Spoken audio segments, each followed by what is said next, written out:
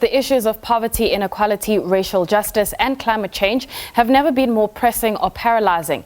In the book, The System's Work of Social Change, Cynthia, Rayner and François Bonnici draw on 200 years of history and stories of committed social change makers to uncover principles and practices for social change that radically depart from the industrial approaches.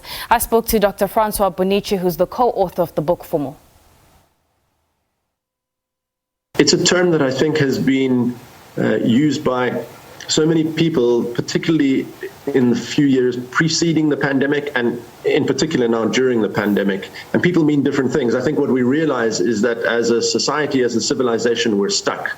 Despite seeing we're heading towards a cliff with climate change, and despite seeing great inequality get even greater, and putting our efforts towards it, we kind of realize we still are not able to undo or even make really significant progress against these very complex challenges. And so recognizing it's more than one initiative or one project or one government program or one social program that's going to solve some of these problems, it really requires a big shift in the systems and structures that we use to organize ourselves as a society.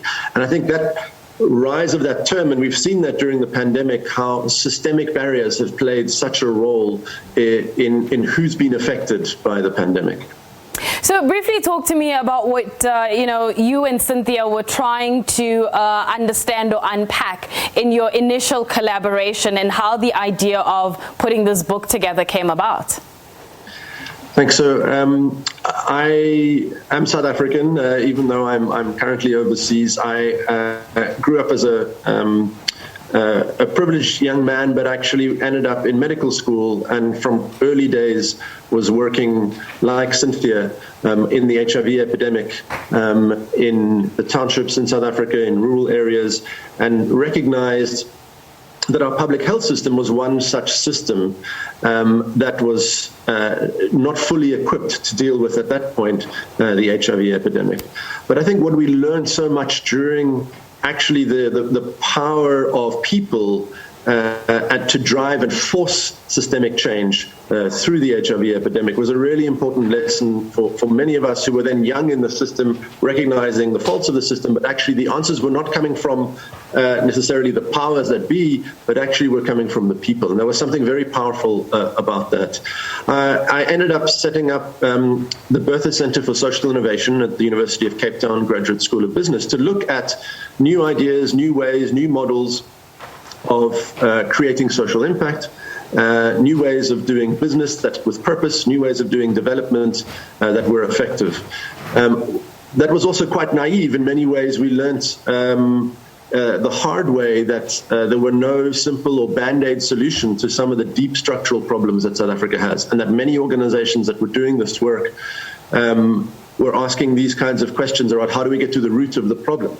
But what we also recognize through the years of work with organizations in South Africa, but also that we cover in the book around the world, is that there is some deeper work happening inside organizations that is addressing these systemic barriers, but it is not spoken about, not discussed, not measured, not resourced, and often doesn't appear in the conversations because this work is highly relational and quite intangible, but it's actually that deep work that is going to lead to these longer, more transformative changes that I think we in South Africa kind of want to see.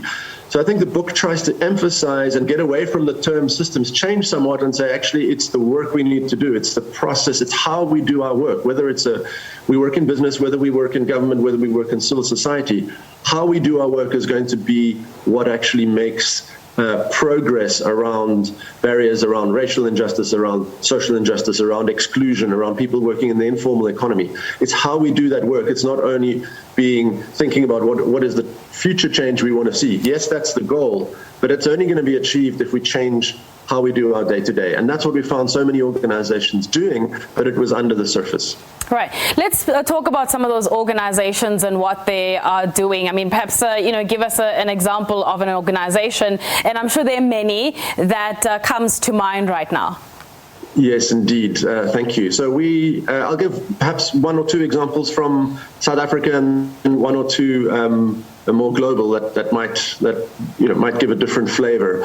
I think overall what we looked at were organizations that were we talk about the word empowerment quite a lot in South Africa, but we really wanted to unpack what that meant and how that happened, and that was really strong throughout the book. So we looked at organizations that fostered connection between people, that worked very deeply in context, and that actually dealt with issues of power.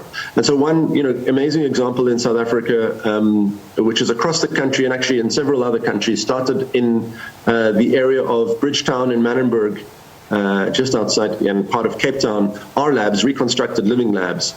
Essentially, they do what we see a lot of, which is technical training, entrepreneurship, IT programs for young people at risk, young people who've dropped out of school, young people who haven't had an opportunity for further education, and rather to get them to develop and tell their life stories through technology. Since 2008, our labs has trained 200,000 individuals, young people mostly, and incubated 3,500 businesses.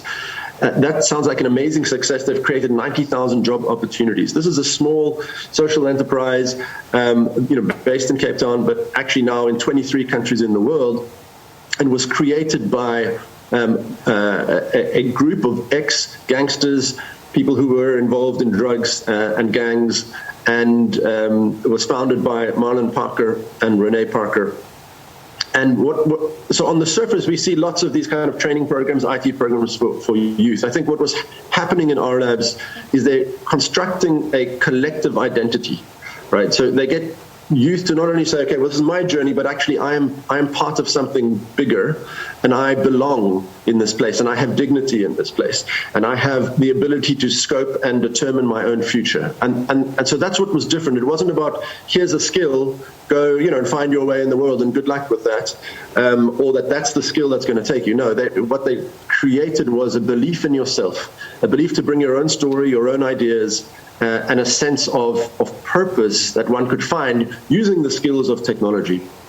And so there was something under the surface about this organization that was very powerful, and we've seen the results of that, but also how they've completely transformed what I think is one of the most challenging aspects for South Africa, and that's really our youth unemployment. And I think there's a lot to learn from how our labs have done it, not only what they do, not only the IT programs and the certificates, but actually the way in which they create what we call, in this book, a collective identity. And we've seen that now, for example, in another organization, which is quite well known in South Africa, called Mothers to Mothers. Francois, I know yes. for the interest of time here, and sure. We are running out of time, but I would have loved to talk about Mothers to Mothers, and I did read their story in your book as well. What do you hope people will get out of this book, and who is it for, before I let you go? Thank you so much.